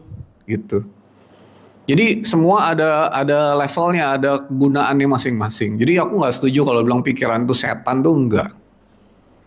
Enggak, itu sama sekali enggak. Kalau enggak, itu ada gunanya. Tapi harus ditaruh di proporsi yang pas. 2 tambah 2 berapa? Meditasi dulu nggak? Bentar ya. Wah, kayaknya belum dapat jawaban. Jawab aja langsung 4 gitu kan. Itu pikiran. Perlu nggak? Perlu. Gitu. Tapi kalau ngomong tentang begini-begini, nggak bisa pakai pikiran. Nggak bisa.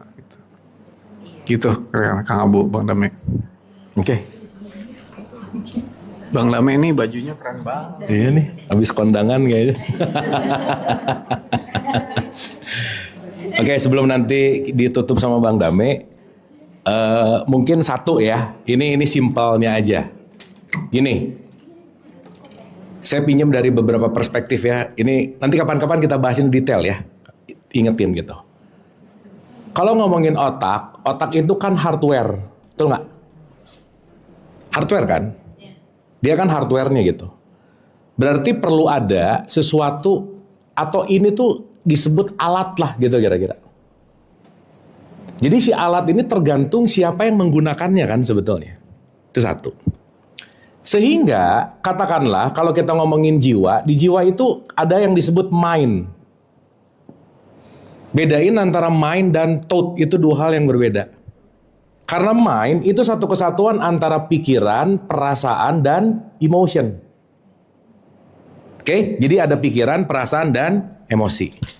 Satu kesatuan ini, dia akan membentuk dia bisa bicara dalam konteks yang namanya memori.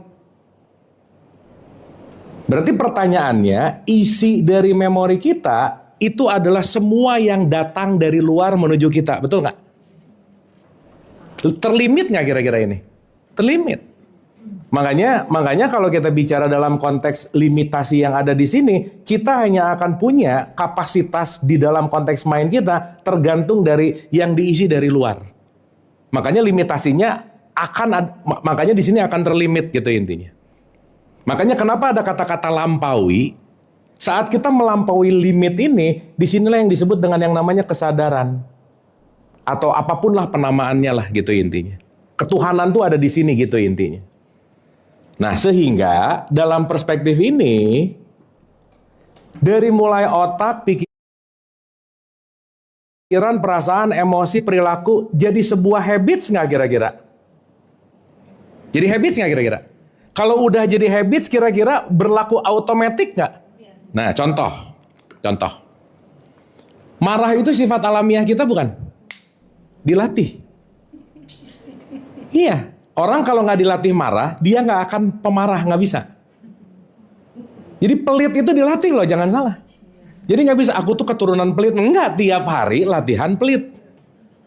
Sehingga itu menjadi konteks yang namanya habits gitu. Contoh ya, kalau orang udah kebiasaan begitu ada masalah marah dulu, marah akan muncul terus nggak kira-kira? Dia mendominasi gitu.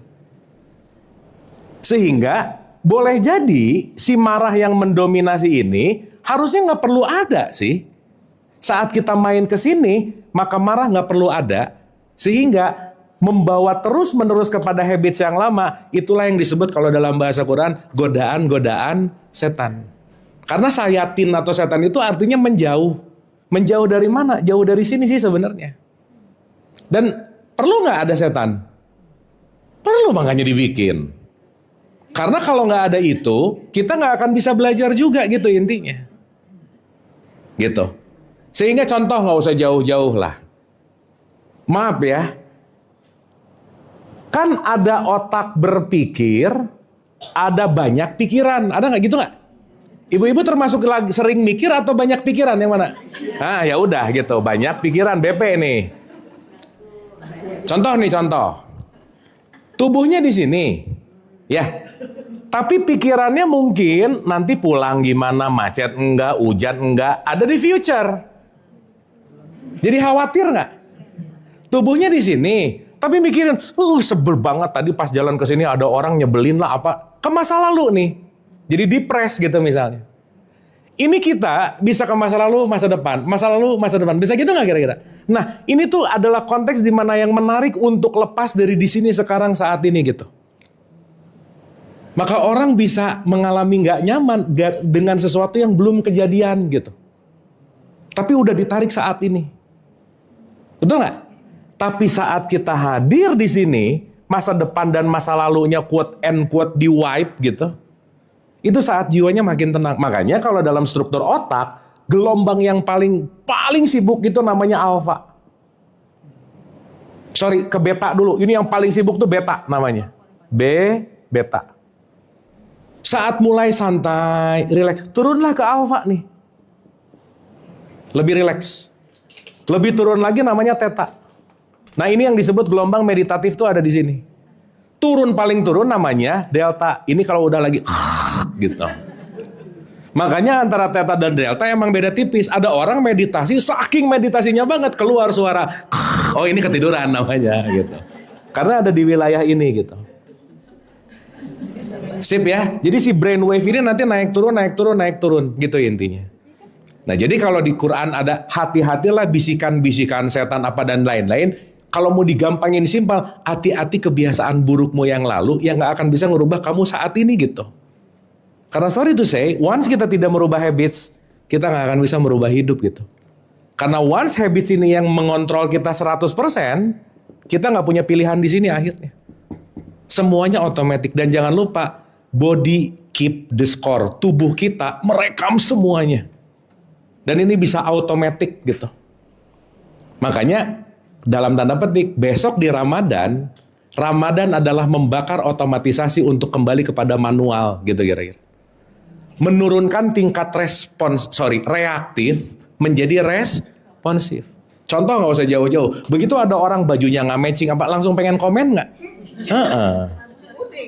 Oh iya, langsung pengen komen nggak kira-kira? Iya, itu kebiasaan nggak kira-kira? Udah, itu kita lagi dikuasai setan gitu ceritanya. Quote and quote, kebiasaan gitu.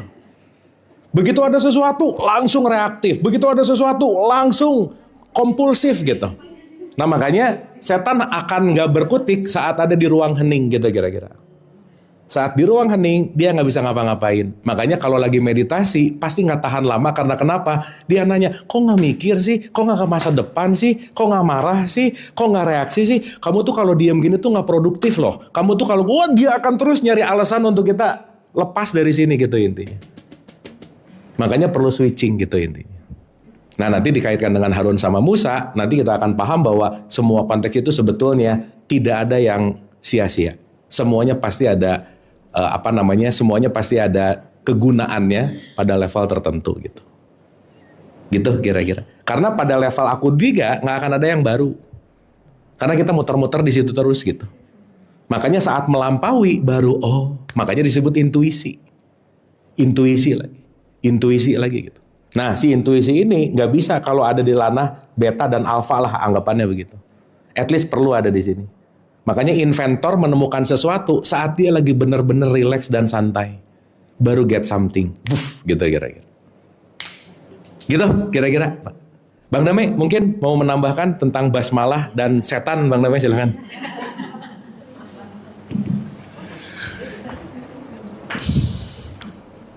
Oh, kelihatan ya? Oke. Ya, aman. Baterainya tinggal 6% lagi nih, mati bentar lagi. Bismillahirrahmanirrahim. Assalamualaikum warahmatullahi wabarakatuh.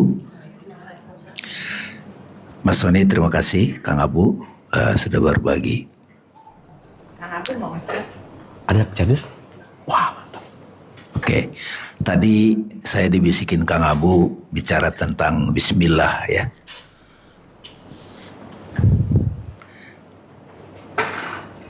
Ini sebetulnya salah satu kelemahan ataupun kekafiran tanda petik ya, keignoran dari kita dari kecil bahwa ajaran agama itu kita selalu mengandalkan apa yang diuraikan oleh ustadz gitu. Ya, ustadz. pemuka agama, termasuk nih 3 fakir, tidak mendengarkan apa yang kita alami. Ya. Jadi misalnya gini, bismillahnya seorang arif itu kehendak Allah. Bismillahnya. Bismillah selama ini yang kita pahami itu adalah kita ungkapkan secara verbal. Ya saya udah bismillah gitu. Seperti saya tadi bismillah. Tapi mereka yang sudah menghayati, mengkontemplasi kalimat bismillah ini, mereka lebih fokus pada pengalaman dari bismillahirrahmanirrahim itu. Kan ada ungkapan dari Syekh Abdul Qadir Jalani, beliau seorang wali Allah. Seluruh ayat di Al-Quran 6.600 sekian ayat itu begitu di zip, di summary, itu menjadi 7 ayat yang diulang-ulang. Al-Fatihah. Jadi 6.600 sekian ayat itu, kalau ChatGPT mungkin ditanya, summary dong Al-Quran gitu. Dia punya gaya sendiri. Tapi ini seorang wali, dia dapat ilham, itu Al-Fatihah. Al-Fatihah yang 7 itu yang dibaca setiap hari oleh kita, itu di zip lagi jadi Bismillahirrahmanirrahim. Makin padat gitu. Bismillahirrahmanirrahim itu bi asma Allah Rahman Rahim. Diperas lagi jadi ba. Itu yang disampaikan Syekh Abdul Qadir. Nah, ba itu disarikan lagi itu jadi titik di bawah ba. Nah, titik di bawah ba inilah sebenarnya keheningan itu. Asal usul semua sebenarnya mudah memahaminya. Kasih simulasi. Allah zat yang sempurna, lalu dia manifest sebagai apa? Ar-Rahman. Kasih sayang yang menyebar, lalu kasih sayang itu menjaga semua ciptaannya Ar-Rahman. Nah ini.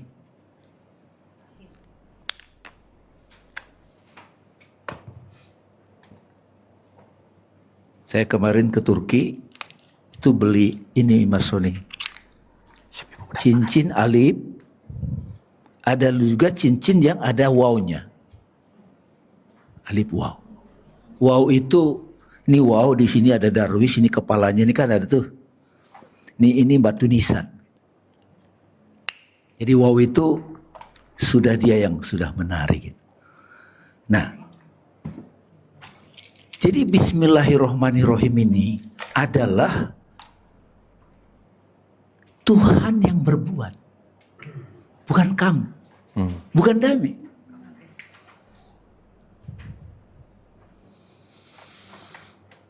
Ya ada ayatnya, ketika kamu melempar bukan kamu yang melempar, ketika kamu membunuh bukan kamu yang membunuh dalam kurung Muhammad, tapi Allah yang melempar.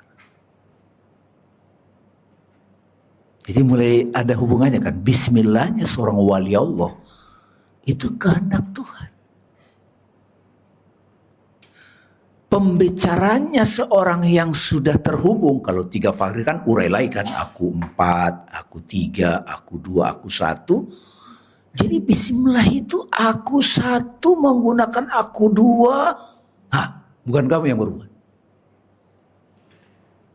Kamu nggak ada. Nah, kamu yang kamu anggap sebagai dirimu ini, itu sebetulnya yang suka kita sebut nafs, persona, atau topeng, diri palsu gitu. Saya waktu masih di kantor, itu biasanya bangun pagi, kadang ya, waduh telat nih gue. Ini yang bangun ini karyawan. Seorang ibu bangun pagi. Aduh, belum masak nih buat anak. Ini yang bangun ini ibu. Bukan aku. Bukan yang bismillah itu. Nah, karena kita lebih sering sebagai aku yang palsu ini, topeng ini, dan itu banyak. Selama saya berhubungan sama Mas Sony, sama Kang Abu, saya mengenal persona-persona Mas Sony juga mengenal persona-persona saya. Mas Sony sebagai bisnismen, Mas Sony sebagai sahabat saya yang suka bercanda. Mas Sony tiba-tiba dipakai oleh aku itu bicara. Itu kadang kita bisa merinding.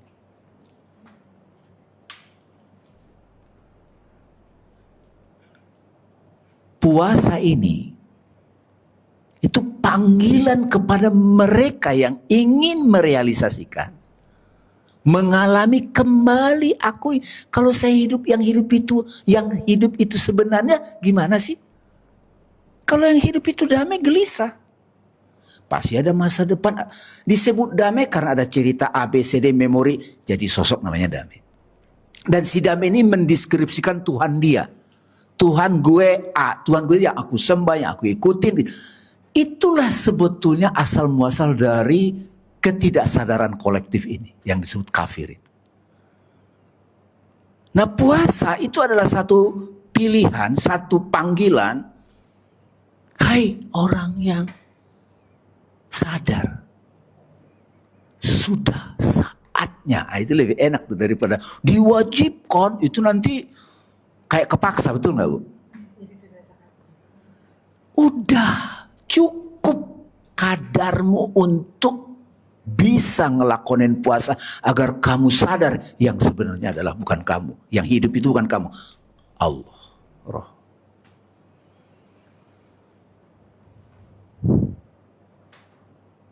Jadi selama si damai ini masih aktif, maka dia sebagai suami, sebagai ayah, sebagai ini, bukan itu disalahkan. Tapi sadari itu. Jangan dia yang ngatur. Nah, puasa itu kita janji, damai, jangan kamu yang ngatur. Ada es beleo, ada ini. Ada yang tadi dibilang, oh bajunya nggak matching kok. Nah ini siapa nih yang julid ini nih? Ngurusin ini loh, ini kita ini nih. Kalau kita udah sering-sering kepada si titik tadi, si aku yang maha mendengar itu, as-sam'u. Orang belum bicara, dia bisa dengar. Ibu dengar suara saya, akal ibu mendengar secara logik, menalar. Hati ibu bisa mendengar intention terdalam dari yang ngomong.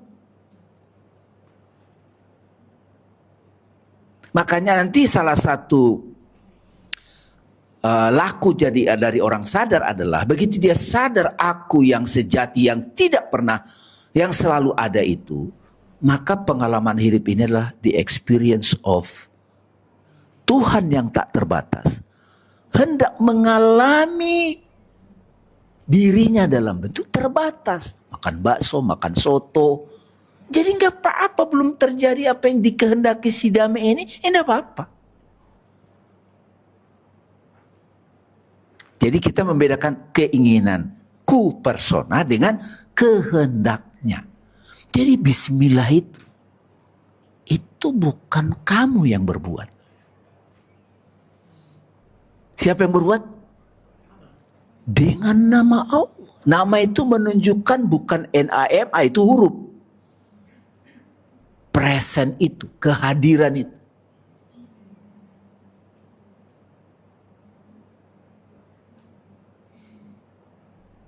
Kita lupa rame-rame.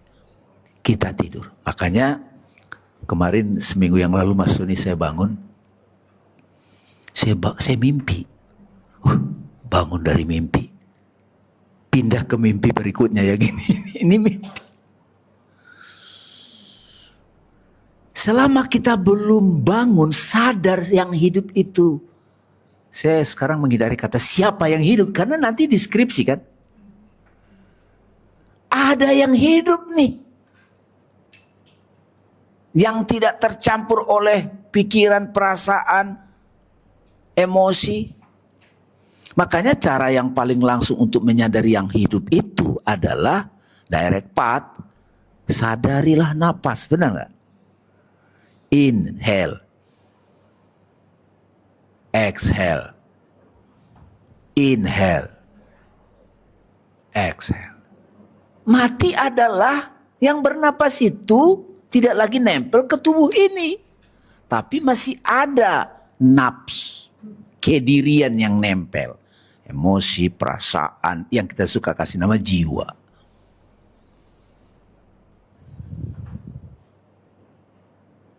Buddha bertapa di pohon Bodhi 6 tahun dia bermeditasi menurut catatan sejarah.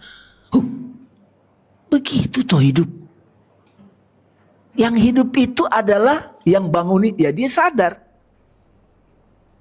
Disebutlah enlightened, pencerahan. Apa itu pencerahan? Dia bilang, the end of suffering. Karena saya udah tahu yang menderita itu si Dame. Aku yang ini enggak terkena. Kita latihan puasa. Pingin makan? No. Pingin minum? No. Pingin belanja? No. Saya bilang, nahan sekaligus menyadari. Ada yang harus dong. Tunggu nanti pas buka. Jadi selama 30 hari itu pelan-pelan nggak diikuti keinginan si persona ini, si nafsu ini. Ya enggak apa-apa kok. Makanya puasa Ramadan itu sebetulnya kita praktek retreat.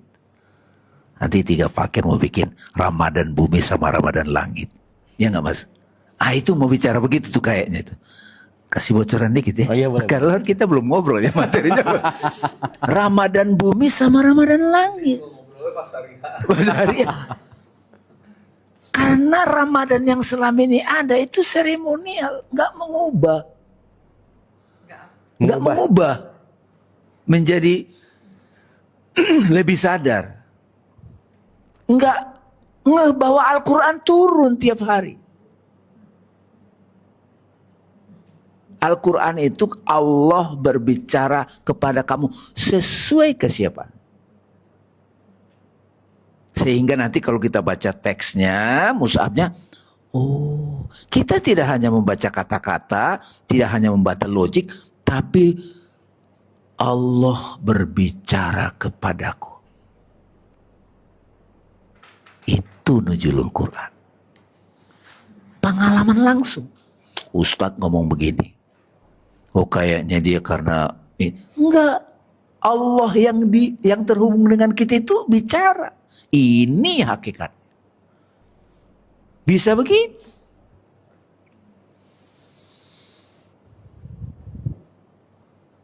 Nah, setan ini asal usulnya dari mana? Konsekuensi penciptaan. Begitu ada dualitas, ada Tuhan, ada hamba, ada ciptaan yang lain.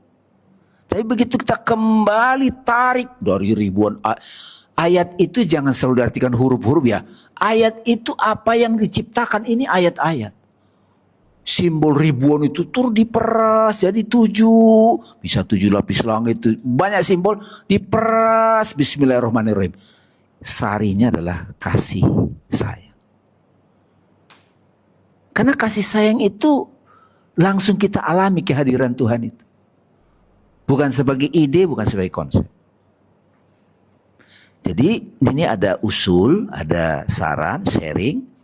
Puasa Ramadan dalam konteks syariat, karena kita backgroundnya Islam. Bukan cuma puasa Ramadan. Saya baru dapat pembabaran dari tradisi Jawa, tradisi Borobudur. Ada puasa itu bahkan bahasa Sanskerta. Sebuah pilihan sadar, saya mau nih, jangan si Dame ini yang ngatur hidup. Dia pasti ada past, ada future. Dibilang be here, be and now, nggak ngerti dia.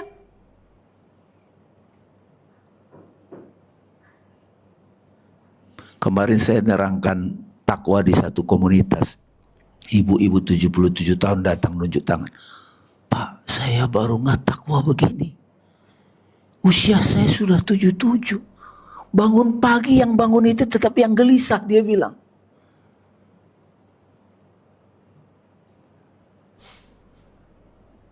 Jadi begitu kita dapat hakikat puasa itu, kita jadi tahu yang sebenarnya hidup itu apa. Maka yang berbuat siapa? Yang mencintai siapa? Makanya kalau ngutip sedikit kata Maulana Rumi, orang salah paham hubungan cintanya Rumi sama Syam. Itu satu sebetulnya. Dua wajah. Seperti Radha Krishna.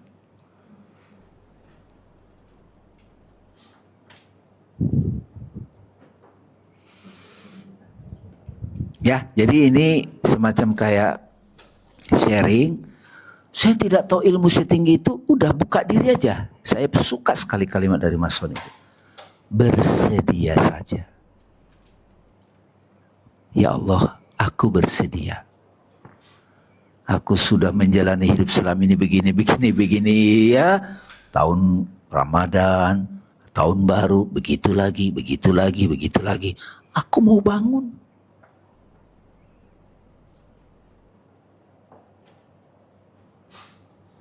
Nanti dibangunkan dengan kita menyediakan diri.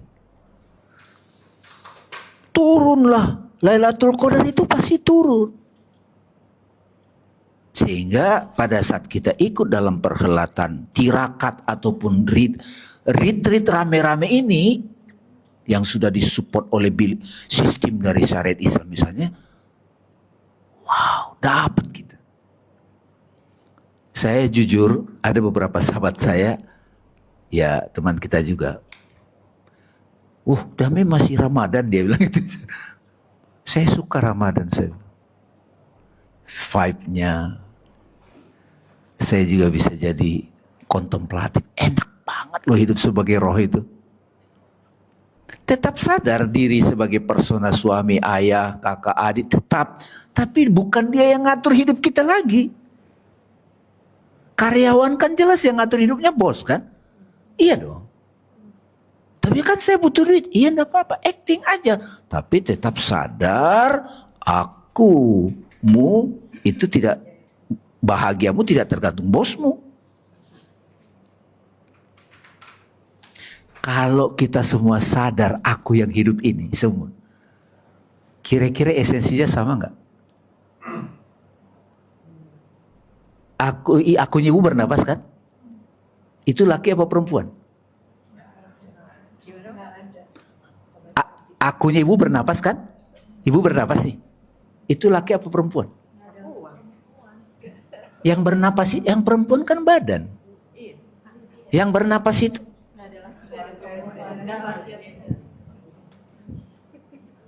ada bentuknya enggak?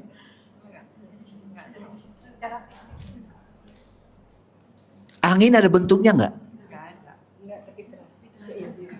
Tapi ada kan? Jadi kita terbiasa bahwa sesuatu ada, itu tidak harus fisik. Ada juga, ada yang digital, ada yang imajinal, ada yang barzah, ada yang selalu ada apapun situasinya. Itu disebut nama. Nama yang masih disebut bukan nama yang asli. Tahu teaching? Tapi Islam pakai nama. Kita waktu pandemi namaste. Jadi mulai dapat ya. Bismillahirrohmanirrohim.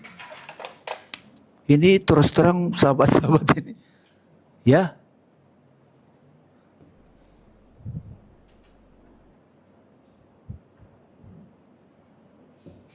Ini sarinya hidup ini. Nibi ini dengan kan? Dulu Faisal Tanjung begitu dapat tongkat komando panglima, begitu punya dapat tongkat ini, dengan tongkat ini, bisa memerintahkan apapun. Ini dengan nama. Nama yang mana? Allah yang sempurna. Seluruh nama-nama itu di zip harus ada penyebutannya. Allah. Allah punya ekspresi yang khas. Rahman. Rahim. Ya latihan dulu deh afirmasi mau masak. kembali dulu ke hakikat sang keberadaan yang bisa kita alami langsung, bukan Tuhan yang sono no sono, itu bisa halu kita. Tuhan yang sekarang saya alami. Dengan itu saya berbuat, bukan dengan damai. Dengan damai ada past, ada future, ada sosok. Jadi si damai mau diapain? Ya kadang-kadang masukin kotak gitu kan, kayak wayang itu. Kalau diperlukan pakai. Ini agak dipakai nih. Tadi ada acara itu tusul. Ya kayaknya pakainya cocok yang ini nih. Kalau tanpa form orang nggak mengenal. Nah di situ nanti ada pelajaran berikutnya, apa gunanya bentuk-bentuk ciptaan ini? Karena Allah yang tak terbatas itu ingin dikenal, ingin dialami. Tiupan angin, pohon, ini semua adalah nama-nama Tuhan yang dia zohir, dia batin. Jadi setiap hari dalam 24 jam, yang sibuk bukan lagi si damai itu. Duduk diam dulu.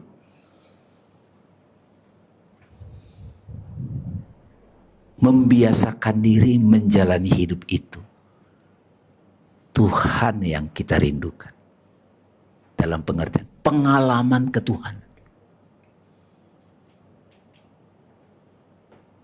Nah, kita bertiga nih, karena punya kerinduan seperti itu seru tuh tektokannya tuh. Bikin 3 fakir.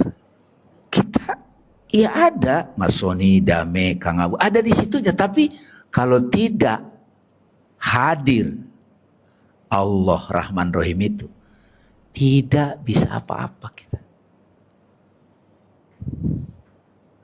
Sip. Ya, saya kira itu ya.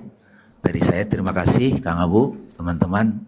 Jadi soalnya bahas bismillah, soalnya bismillah. Waduh, bismillah gimana? Terima kasih. Assalamualaikum warahmatullahi wabarakatuh. Waalaikumsalam. Boleh tepuk tangan, mantap ya. Semoga semakin pada bingung ya pokoknya ya. Nah, jadi kalau bingung ada pikiran-pikiran yang baru. Oke, sekali lagi tepuk tangan juga buat Mas Soni. Mas Soni, makasih. Bang Dame, terima kasih juga. Dan semuanya semoga dapat something dari obrolan kita di siang menuju sore hari ini. Dan kita terus akan elaborasi, jangan lelah untuk bertumbuh, jangan lelah untuk mencari, jangan lelah untuk bertanya. Dan yang paling pasti kita selalu belajar berbasmalah itu adalah proses untuk mengalirkan langsung. Jadi mudah-mudahan ini bukan hanya jadi kata-kata, bukan hanya jadi mantra, tapi jadi pengalaman langsung yang kita alami. Hatur nuhun, terima kasih. Kita tutup dengan hening sejenak. Ala hadiniyah Al-Fatihah. A'udzubillahi minasyaitonirrajim. Bismillahirrahmanirrahim. Alhamdulillahirabbil alamin. Ar-Rahmanirrahim Maliki Yaumiddin. Iyyaka na'budu wa iyyaka nasta'in ihdinas siratal mustaqim. Siratal ladzina an'amta 'alaihim ghairil maghdubi 'alaihim waladdallin. Amin. Amin ya Allah ya Rabbal alamin. Terima kasih ibu-ibu, mohon maaf lahir dan batin, semoga bermanfaat. Wabillahi taufiq wal hidayah. Assalamualaikum warahmatullahi wabarakatuh. Sekali lagi boleh tepuk tangan buat kita semua. Hatur nuhun semuanya. Terima kasih. Alhamdulillah.